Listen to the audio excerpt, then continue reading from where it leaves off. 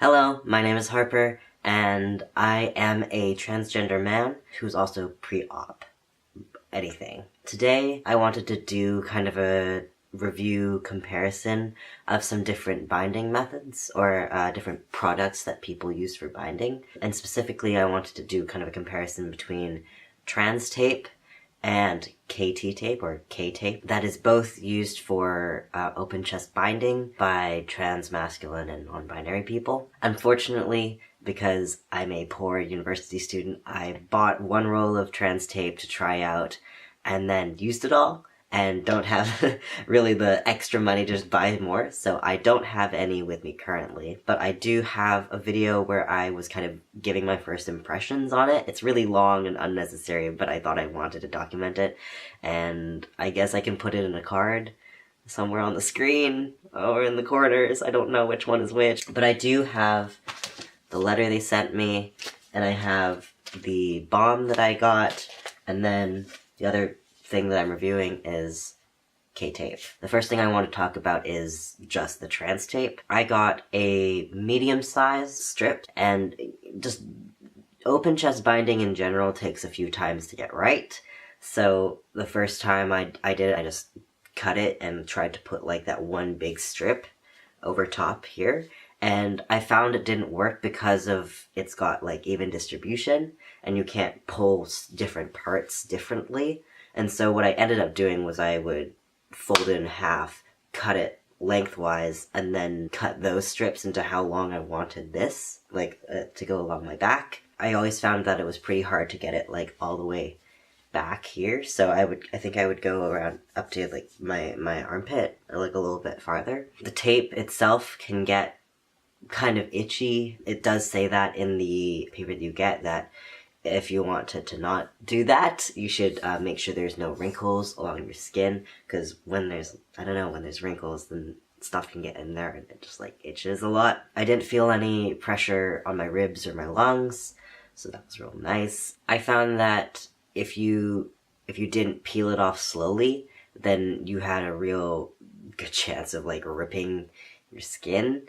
And in those cases of skin irritation or skin ripping, I found that this balm that they sell, the healing salve, is really, really good. And another kind of important bit for me was that it dries, I think, in about 20 minutes, was what I kind of clocked it at. The biggest downside to TransTape for me personally was the cost. The TransTape itself costs $19.99 on their website, and then add-on shipping, that's a lot of money.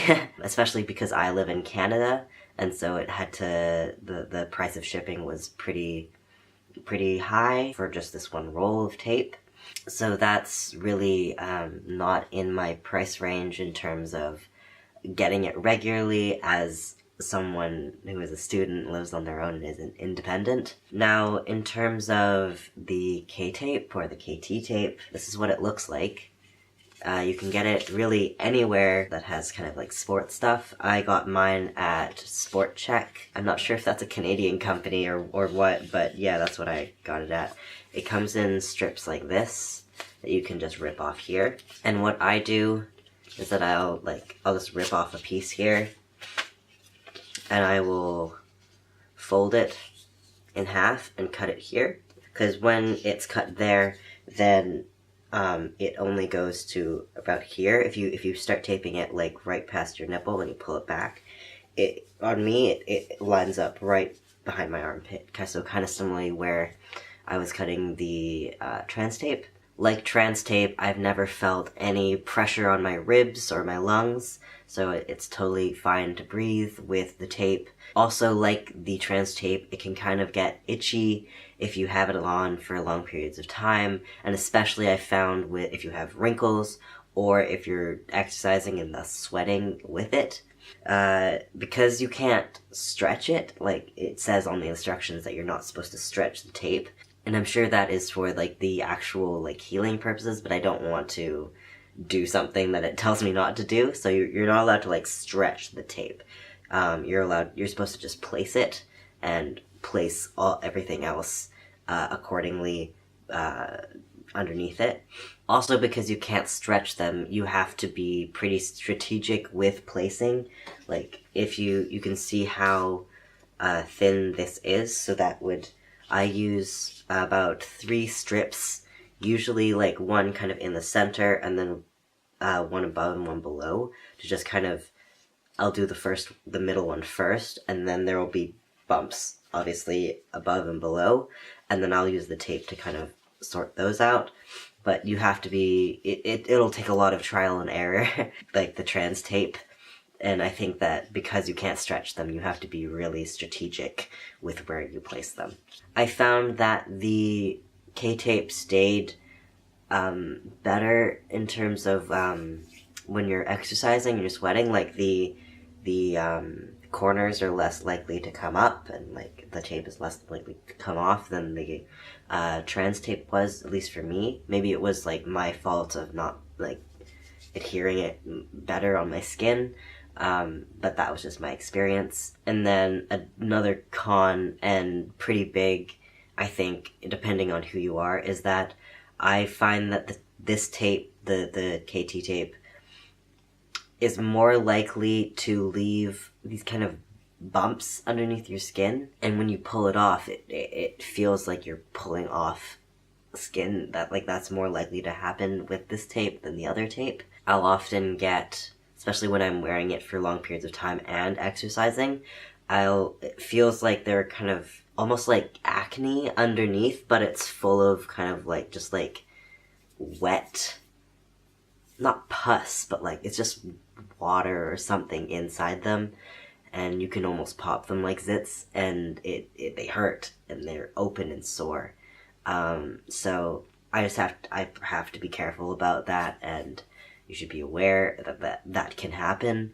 I'm not sure if it's an allergic reaction to the adhesive, because I believe that TransTape uses the same adhesive as K-tape. Really big pro for me in terms of K-tape is that it's readily available in my local Sport Check, and it's only $14.99 a box in terms of Canadian money. So to me, as long as I use the K-tape correctly and am aware of the risks and the different things that can happen, then it is so worth it to get this tape than the other one, because of convenience of just being able to have it here, and also having it more affordable, so I don't have to pay taxes on it, and it's just generally cheaper. Obviously, you should try it out for yourself, but you know, not everybody has the financial means to just kind of try things out. TransTape does have like these little sample packs, and I believe they're actually having a sale on them right now. For reference, it is October 14th, so you can just order these little sample packs and just try it out like a few times. Again, I'm sorry that I don't have an actual piece of like TransTape to show you, because I used it. I thought the product was really good. It just was expensive, and I ran out of it really quickly. Yeah, so overall, in terms of my own personal preference, I think the TransTape is a lot better as a binding tape, obviously because it's meant for that, but the price is kind of the wall that I come against when trying to buy it. So that was my kind of review and comparison of the two tapes. I hope that was helpful in some way. If you have any more questions, feel free to leave them in the comments, or message me on any of my social media that is down below, etc., etc. Make sure you are safe when binding, and make sure you know the risks of your different types of binding. Do your research, basically. I will leave the links to their respective websites in the description, so you can go and check that out. Yeah, do your own kind of analysis and research on these products. Anyway, I'm gonna go. See ya.